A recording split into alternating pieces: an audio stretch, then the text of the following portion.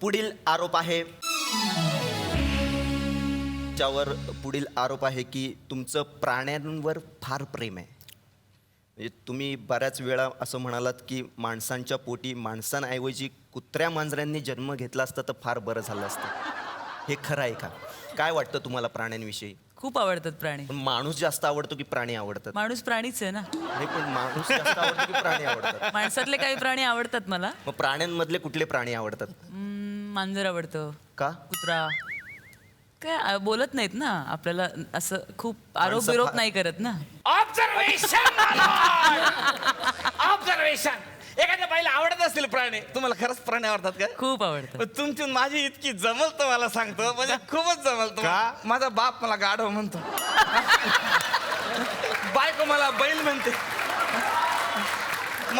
माझं पोरग मला माकड म्हणते, अरे आई मला ताटाखालचं मांजर म्हणते. तुमची माझी खूप जमल. एक काम करा, फारच. तुम्हाला काही प्रॉब्लेम असेल तर मला ठेवून घ्या तुमच्याकडे. म्हणजे एकट्टे सगळे प्राणी एकत्र भेटतील तुम्हाला, आहे ना? अख्खा राणीचा बाग आहे हा. अख्खा राणीचा बाग आहे हा. नाही, करायचं. अहो, तुम्हाला सांगतो मॅडम, माझ्या पक्ष्यांची पण खूप आवड आहे मला. इतके विविध पक्षी आवडतात मला. तुम्हाला सांगतो, आता मी काल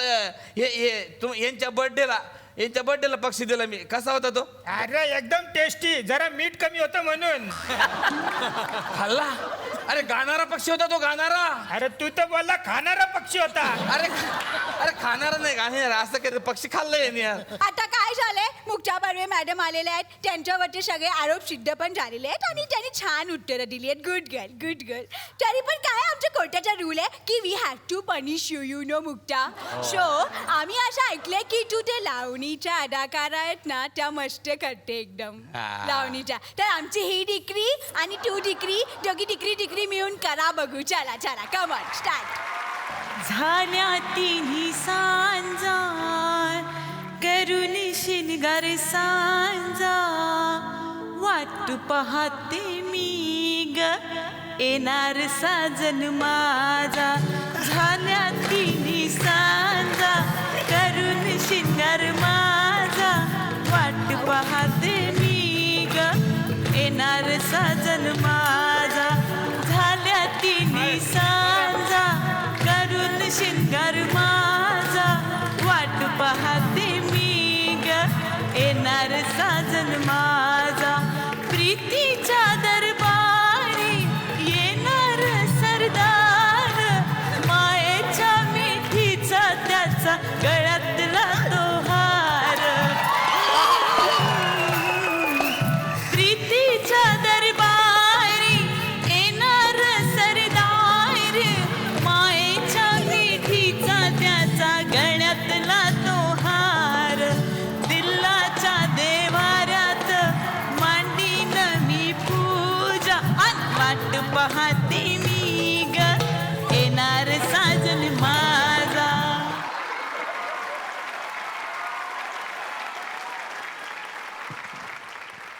मम्मी, मला वाटेत सिद्धार्थजी भेटले. मुद्दाम गाडी थांबवून बोलले माझ्याशी. मम्मी, तू आणीबाणी जाहीर करतेस? हो, सगळ्या विरोधकांनी एकत्र येऊन तसं करायला भागच पाडलंय मला. आपण त्या सगळ्या विरोधकांची चर्चा केली असती. ती संपेपर्यंत मम्मी तुरुंगात पोचली असती. मम्मी, विचार कर, जगातली सगळ्यात मोठी लोकशाही आपली, तिची अशी एका फटक्यात हुकुमशाही करायची? तुला काय म्हणायचंय? कामगारांना, लष्कराला, पोलिसांना आणि मुख्य म्हणजे देशाच्या जनतेला पंतप्रधानांच्या विरोधात भडकवणं ही लोकशाही आहे? नाही राजीव, मला या लोकांचे मूलभूत अधिकार स्थगित करणं भाग आहे, लोकशाहीच्या रक्षणासाठीच.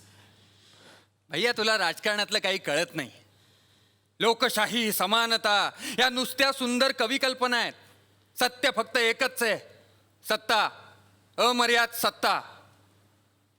मम्मी, संजय सत्तेच्या नुसत्या कल्पनेनं झिंगलाय. त्याच्या हातात तू स्वतःचं भवितव्य देऊ नकोस. विचार कर, पुन्हा एकदा विचार कर. विचार विचार विचार, गेले 3 दिवस नुसता विचारच करते मी. आता विचारांची वेळ गेली आहे. माझा निर्णय झालाय. पाऊल पुढे टाकलंय, ते मागे घेतलं जाणार नाही. मला असं वाटतं इकडे आत्ता काहीतरी गडबड होणार आहे. कसली गडबड साने? हे बघा साहेब, तुम्हाला झालेला अपघात हा अपघात नसून तुमच्या खुनाचा प्रयत्न असेल तर तो प्रयत्न परत होऊ शकतो. तो अभिजित आलाय, तुमची बायको त्याला भेटायला गेले. मला खात्रीपूर्वक वाटतं तो प्रयत्न आज आत्ता इथे होणार आहे. साने, जर मला यातनं काही झालं ना तर मला तुम्ही वाचवायचं एवढं लक्षात ठेवा. आणि त्याच्याकरता मी तुमची खूप मोठी फी दिलेली आहे, 2दा. हो साहेब, साहेब तुम्हाला वाटत असेल माझी फी खूप जास्त आहे म्हणून, पण ते सगळे पैसे स्वतः करता नाही वापरत मी. ते कामासाठी लागणारे पैसे आणि जगण्याचा खर्च सोडून उरलेल्या पैशांचं काय करतो माहिती आहे तुम्हाला मी? तेवढ्याच किमतीचे लवबर्ड्स मी माझ्याचकडून विकत घेतो आणि पिंजऱ्यातून सोडवून देतो त्यांना. मला ना खूप बरं वाटतं. काही जीव पिंजऱ्यात का होईना पण अजूनही एकमेकांशिवाय जगू शकत नाहीयेत म्हणून. साहेब, मी फक्त घटस्फोटाच्या केसेस घेतो कारण एकत्र राहायचंच नसतं त्या नवरा बायकोंना. मी फक्त त्यांना उडून जायला मदत करतो. जाओ. आता तुमची बायको, तुम्ही तिकडे गोव्याला जाता काय, त्यात इथे त्याच्या प्रेमात पडतात काय? खरं सांगा मला, काय गरज होती त्यांना हे सगळे धंदे करायची? त्यासाठी जर का त्या तुमच्या खुनाचा प्रयत्न करत असतील तर ते नाही चालणार मला. साने, साहेब, साहेब एक काम करा, तुम्ही ही बंदूक तुमच्याकडे ठेवून द्या. ठेवून द्या तुमच्याकडे. मी तर बाहेर सगळं ओके आहे ना चेक करून येतो. काय काळजी करू नका, आहेच मी बाहेर. लवकर या साने. आलो. विश्वास, विश्वास, ऐक, मला बोलायचंय तुझ्या. हात वर कर आणि गन खाली टाक.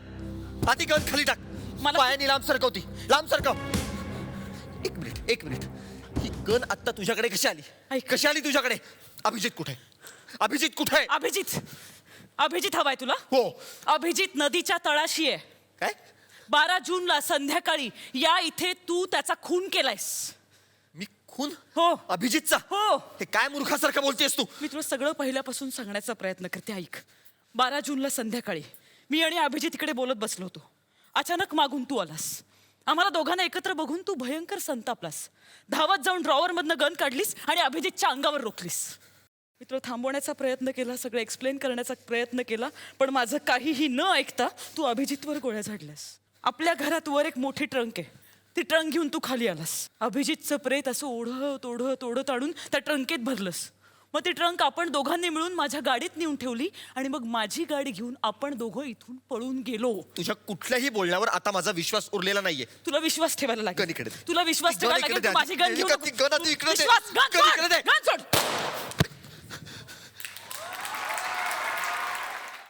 हवा येऊन द्या, त्याला हवा येऊन द्या, डोक्याला शॉट नको, हवा येऊन द्या. मी मराठी, झी मराठी.